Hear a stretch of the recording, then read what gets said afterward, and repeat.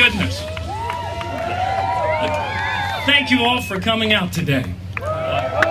Katie and the kids and I want to thank you for being here. And we have a little announcement we'd like to share with you. I want to talk with you today about the American dream. About the American dream we share. Its powerful history, its current condition, and its urgent need of rebuilding.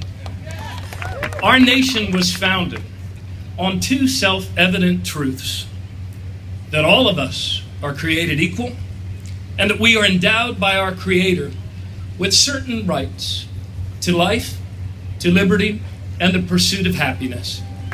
And with these words, the American dream began. No fine print, no expiration date.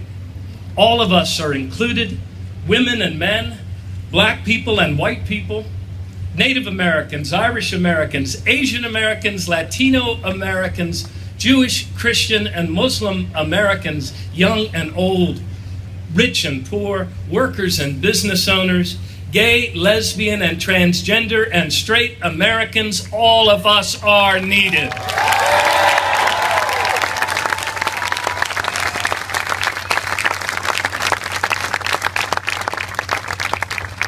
For in our idea of country, there is no such thing as a spare American. There is, however, a growing gap of injustice in our country today.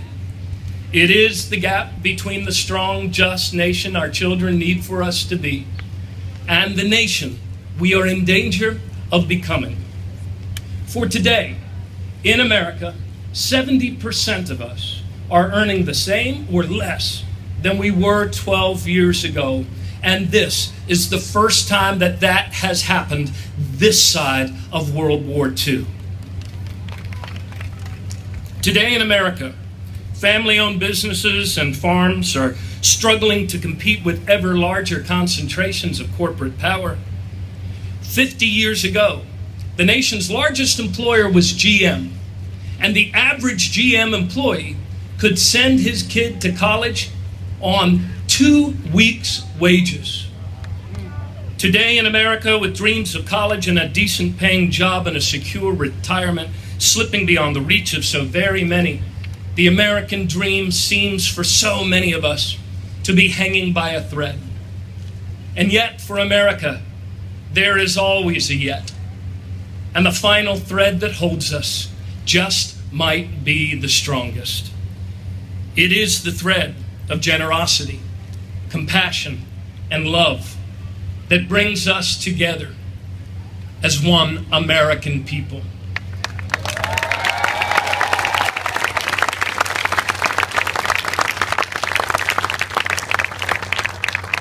For over 200 years, we have been the architects of our own future, and now we must build anew.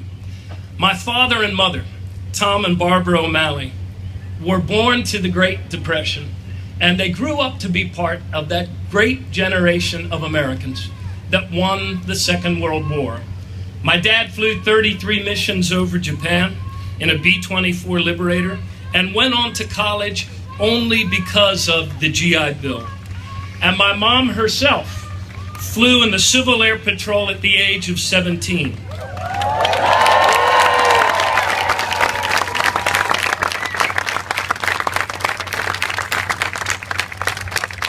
They raised their children, the 6 of us. They raised to a secure middle-class future because of the sacrifices and the better choices of their generation.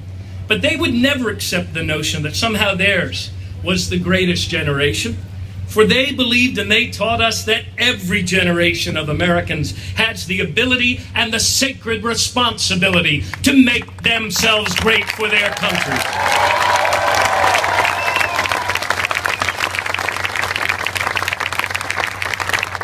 And so we must, and so we will, no matter the odds, no matter how tough the fight, no matter how big the challenge. And that is the urgent calling for us today, to rebuild the American dream now in our time.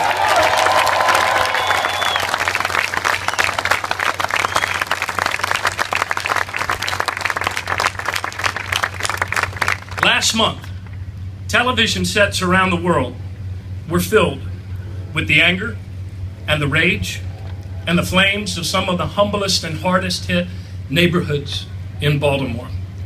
For all of us who have given so much of our energies to making our city a safer, fairer, and more prosperous place, that was a heartbreaking night for all of us. For us, Baltimore is our country, and our country is Baltimore. And there is something to be learned from that night. There is something to be offered to our country from those flames. For what took place here was not only about race, not only about policing in America, it was about everything it is supposed to mean to be an American.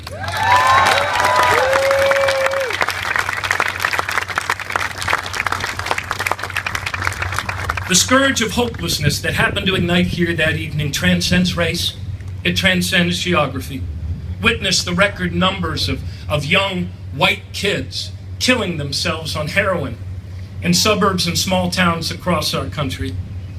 The hard truth of our shared reality is this: unemployment in many cities and many small towns across the United States of America is higher now than it was 8 years ago. Conditions of extreme poverty